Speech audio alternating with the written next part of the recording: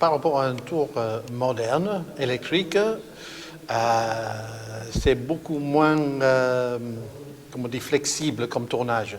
Un tour électrique, on a 100% de contrôle 100% du temps. On varie la vitesse du tournage. Donc là, il faut quelqu'un qui tourne l'autre côté, le volant, là. Donc c'est un travail à deux. Et donc il faut que la deuxième personne qui tourne soit conscient du travail du potier qui tourne sur la girelle, là. Quand on sait que c'était souvent la femme du potier qui animait la roue,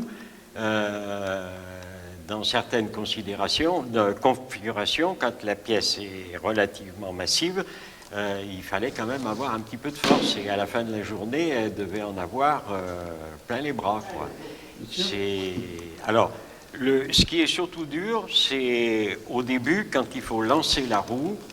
Alors, ça se fait relativement facilement, mais dès que le potier commence à centrer sa masse de terre et à la creuser, c'est là que les efforts sont les plus importants. Il pousse sur la girelle et ça se ressent sur la rotation de la roue. Donc ça veut dire que bon, il faut une sorte de, je sais pas, complicité entre les deux. Et que celui qui tourne le volant, il travaille en partenariat avec le tourneur. Donc, première difficulté, c'est qu'on n'a pas 100% de contrôle sur la vitesse. Donc, il faut tout le temps voir avec le partenaire qui tourne le volant pour varier la vitesse. Une fois que la roue est lancée et que disons la partie que je considérerais comme étant une partie beaucoup plus physique qui est le départ, centrer la boule et creuser la pièce. Une fois que ces éléments-là sont faits, la roue elle tourne quasiment toute seule. Il suffit simplement de réguler la vitesse en fonction de l'avancement et de la hauteur et du diamètre de la pièce, quoi. Bon, c'est pas spécialement difficile comme tournage, ça tourne comme un tour, quoi. Il y a un petit problème parce que la corde qui ligue les deux parties du tour, il y a un nœud par un endroit. Et chaque fois que ça... Oui, c'est ça. Donc la corde est un peu plus épaisse à ce moment-là. Et donc ça fait sauter un tout petit peu, donc il y a un peu de vibration.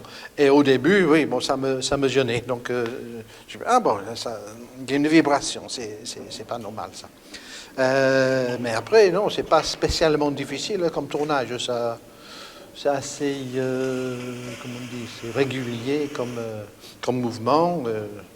Et on a l'impression que c'est très solide, comme ça pèse, je sais pas, 1 tonne peut-être tout le tour, donc c'est très stable, ça bouge pas. C'était des tours qui étaient faits pour faire de la grosse production, et si je me souviens bien, à la poterie Mention, où j'ai vu Patrick Rollet tourner, donc là c'était sur un tour électrique ou un tour avec un volant d'inertie.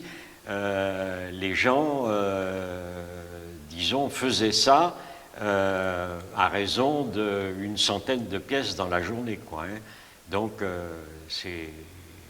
c'était vraiment de la production de grandes séries qui n'étaient pas fignolées.